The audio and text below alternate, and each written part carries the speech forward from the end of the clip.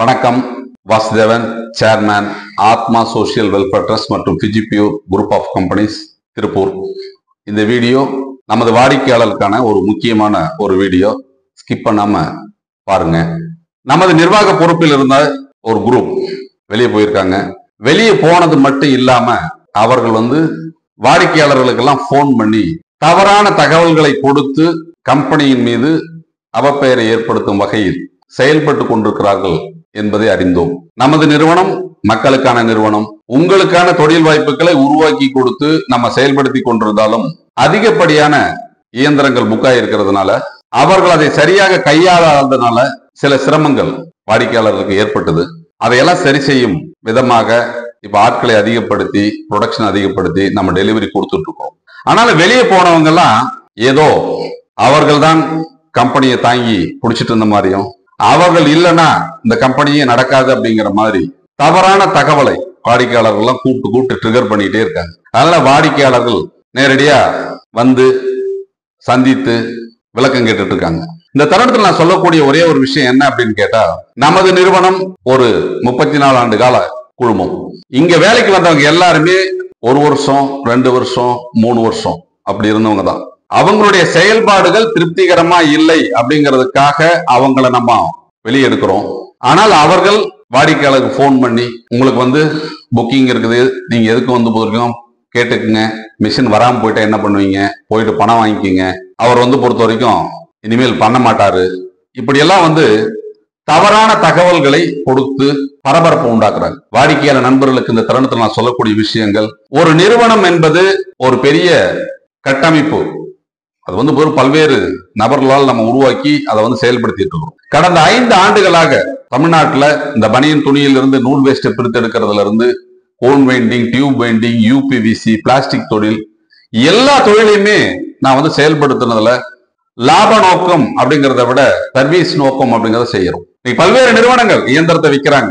துணி 52 ரூபாய்க்கு விற்கிறாங்க, நம்ம 50 ரூபாய்க்கு விற்கிறோம். டிரான்ஸ்போர்டேஷன் கஸ்டமர் தான் எடுத்துக்கணும்னு சொல்றாங்க, ஆனா நம்ம இலவச டிரான்ஸ்போர்ட் கொடுக்குறோம். தொழில் செய்ய முடியலன்னா நாங்க மிஷினை ரிட்டர்ன் எடுக்க மாட்டோம்னு சொல்றாங்க, ஆனா நம்ம பொறுத்தவரை வித்து கொடுக்குறோம்னு சொல்றோம். இப்படி ஒவ்வொரு தொழிலுக்கும் ஒரு பாதுகாப்பான முதலீடை கொடுத்து இந்த தொழில் வாய்ப்பை உருவாக்கி நான் வழி நடத்திட்டு இருக்கிறேன். ஒரு குரூப் வெளியே போறாங்க அப்படின்னு சொன்னால் எப்படியாவது நிறுவனத்தை அழிக்க வேண்டும், நிறுவனத்தின் மீது அவதூறு பரப்ப வேண்டும் அப்படிங்கிற ஒரு நோக்கத்துல பல்வேறு செயல்களை அவங்க செஞ்சுட்டு இருக்கிறாங்க. இது எல்லாமே அப்படிங்கிறது கடந்த 1 மாத காலமாக நடந்துட்டு இருக்குது. வாடிக்கையாளர்களுக்கு கொடுக்க வேண்டிய பணம் கொடுத்துட்டு இருக்கிறோம், மிஷின் டெலிவரி போயிட்டு இருக்குது, எல்லாமே இது வரைக்கும் நடந்துட்டு தான் இருக்கு. அதனால நான் இந்த தருணத்துல சொல்லக்கூடிய விஷயங்கள், சரியான கணக்கு வழக்குகளை அவங்க கொடுத்துட்டு போகல. சரியான கணக்கு வழக்குகள் உங்ககிட்ட இருந்தது அப்படின்னு சொன்னா நேரடியாக அலுவலகத்தில் கொடுத்து உங்களுக்கு ஏதாச்சும் தொகை வர வேண்டியது இருந்தால் நீங்க வாங்கிக்கலாம், ஒன்றும் பிரச்சனை இல்லை. சில கால அவகாசத்துல நம்ம ஒவ்வொன்னா எல்லாத்துக்கும் நம்ம செட்டில் பண்ணிட்டு இருக்கிறோம், மிஷின் டெலிவரி கொடுத்துட்டு இருக்கிறோம், எல்லாமே நடந்துட்டு இருக்கு. ஒரு விஷயம் என்ன அப்படின்னு கேட்டீங்க அப்படின்னா, நமது நிறுவனம் தொடர்ந்து செயல்படும், தொடர்ந்து எல்லா வியாபாரமும் நடந்துட்டு இருக்கும்.